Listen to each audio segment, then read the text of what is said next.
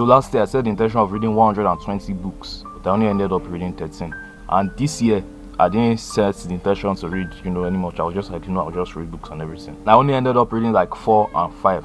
And it just showed me it just made me understand the importance of setting goals. When there's a goal, there's a clear intention. When the objective was clear, the mission was obvious. Read 120 books. I did, even though I didn't reach the mission, I didn't even get close to it.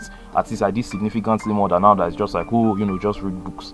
I just read 4 and 5. So if your goal is clear, like you are bound to make more progress. If you don't have any clear specific goals, if you don't have the intention of doing it, you are probably not going to make as much progress as you could. With that said, the books I read this year, I'm not going to list them in accordance to how I read it. I can't really remember the order, but I read all of them this year. The first one is Unscripted by MJ DeMarco. So if you have read Millionaire Fastlane, this is just basically like a part 2 of it, and it's a very, very fantastic book. It just talks about like escaping the matrix basically. I also did a video where I did like a book summary of these 2 books, book Unscripted and Millionaire Fastlane. If you're interested, I'll link the video down in the description. Basically, it's to just escape the script. So what is the script? The script is basically everything we have been fed since we were children. Once you are born into the world, you have basically started following the script. What is this script? Go to school, get good grades, graduate with a high top degree, get a good job, work at that job for 40 to 60 years, retire, then die.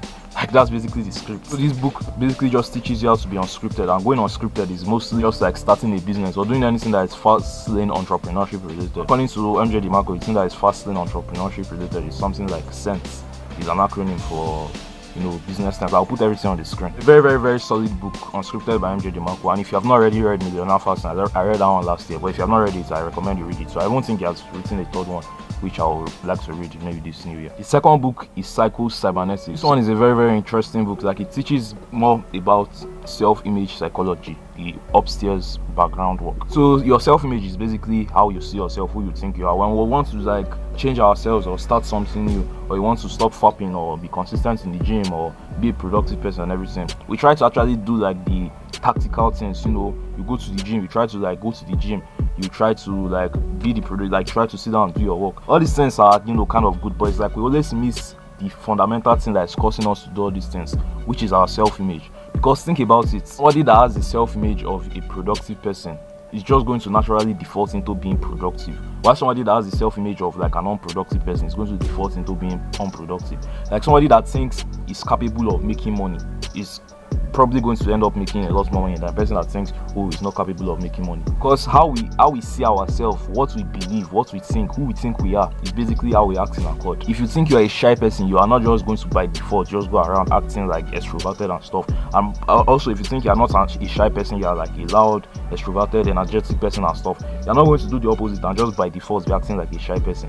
It's who you think you are going to act in accordance to. So when we're always trying to change ourselves, you want to be more productive, you want to stop fapping, you want to do this. We always focus on the wrong thing, which is just the tactical reward stuff, which is not really bad, it helps. But the main thing we should be focused on is your self-image, is the background work, who you see yourself as. So if you want to be productive, see yourself as a productive person, rather than just trying to try literally change your self-image to a productive person. Change your self-image from I'm a fapper, I'm addicted to porn and everything. When you're always saying that to yourself and reinforcing it inside your head, I'm a fapper, I fap a lot, you are going to be a fapper. But if you start to change your beliefs and your self-image, I am not a fapper, I'm done with this shit and past this level, it's going to be a lot easier to stop fapping, because people that don't fap. So the third book I read this year is The Richest Man in Babylon. This one teaches about finances and stuff. It's more like a storybook, merged with life lessons and stuff, which I really love a lot. Basically, the whole story is there was this rich guy in Babylon, and most people in Babylon were wondering how did this guy become rich and successful. So this guy that was the richest man in Babylon was now teaching them how to become rich and successful and everything. Very, very fantastic book. One of the main lessons I took away is you should always save 1/10 of your income. Many people, when they get income, when they get money, they just spend everything basically. You want to save just 1/10 of it, and 1/10 of your income is usually very, very small. But over time, that money starts to compound. And the point is not you always want to save 1/10 forever to become rich. Obviously, you're not that's not going to happen. The point is you're going to save 1/10 of the income you earn. So when that 1/10 you are saving away, the remaining 90% use it to settle your life and stuff, but that remaining 10% you're saving away. Once that money starts to become significant, you now invest it into something that has the potential of giving you a lot of money. So use that money to start a business, use it to invest in like stocks or whatever. Very, very good book. I recommend you like you go ahead and read it. And by the way, most of these books I didn't just like physically read all of them. Some of them I listened to it through audiobooks, but I as well still read them. First book I read this year is The Alchemist, and this one too is also like a very, very nice book as well. It's just the same thing like that one, a story book, like a story fiction stuff, but just meshed with like real life lessons and stuff, which is very, very, very like I love books like that. But the point or the summary of this one is to basically like discover your personal legend.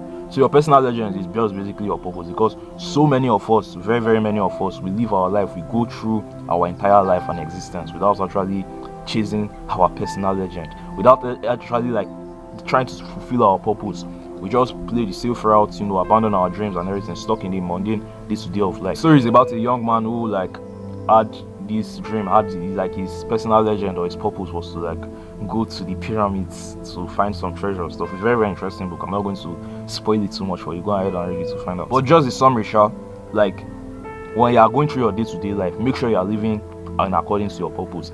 If you have this dream, you have this vision in your head, like maybe you want to start a business, or you want to travel to a different country, or you want to build this thing or do this thing, like make sure you actually pursue that, make sure you actually chase that with your life. Because so many of us will have dreams like that, but we just don't do anything about it. You just sit on it, you just procrastinate, we're just stuck in our everyday to day mundane life, going to school or your job or whatever. If you have a vision like that, you want to actually sacrifice, like if it means quitting your job, go ahead and quit that job. If it means dropping out of school, go ahead and drop out of school. Of course, use your brain, like be smart, don't be an idiot and fuck up your life, like use your sense. But just the point is like, make sure you are chasing your personal legend. Make sure you are working in accordance to your purpose. Because if you are just living your life every single day and you have this big goal in mind, you have this dream in mind, but you are just not doing anything to move you towards it, life is too short. What the fuck is you doing, bro? And the last book I read this year is $100 Million Offers. Shout out to Alex Hormozi. This book is like a very, very fantastic one. Even dropped $100 million leads. I've not been able to access it yet, like maybe later in the future I'll get my hands on it. $100 million offers. Basically, this just teaches you how to create an offer for your business. So what is an offer? An offer is basically what you sell, like how to create a product or a service, like how to package it well and present it to people.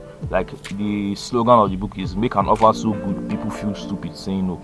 So it basically teaches you how to do that, and they add all these tactics like adding time delays or adding bonuses or this, like very, very interesting book, very, very detailed book. Going into 2024, I'm definitely 100% going to be implementing many of the things I learned from this book. And I'll even probably read it again and again and again. Like books are not even things you should just read once. That's what I feel. I feel like to sometimes get lessons from books or even videos as well, especially like podcast type videos.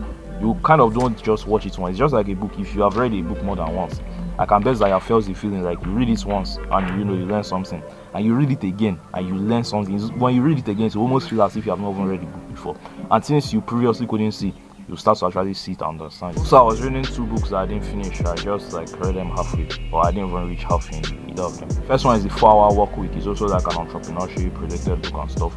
And the second one too is Expert Secrets, also like an entrepreneurship related book and stuff, both teaching you about business and all that, but very fantastic books as well. So that's basically all I read this year. Like but my goal for next year is to read down 120 books. Like I'm still going to achieve that goal. Even now this is like the 3rd year I'm setting that intention. I'm going to read 120 books, and I did the maths to like read it. I have to read like maybe 2 to 3 books a week to like be able to reach 120. But also it's not really super hard to reach 2 to 3 books a week. Like listening to audio books, like it's not super hard. But that's my goal for next year. So how many books did you read this year? If you know you did not read any book, then you should that should be your new intention of this new year, to start reading more books, to make your to get smarter, because all these books are written by like people that are probably smarter than you, people that are further ahead of you. So if you are reading their work, it's almost like you kind of spend time with them through the book. Like through the book, you're spending time with Alex Hormozi, for example, that wrote $100 Million Offers, or through the book, you're spending time with the person that wrote Richest Man in Babylon or Psycho Cybernetics, all this stuff. You you read books this year, like comment down how many you read and the names of each of them. Thank you for watching this video. I'll see you in 2024.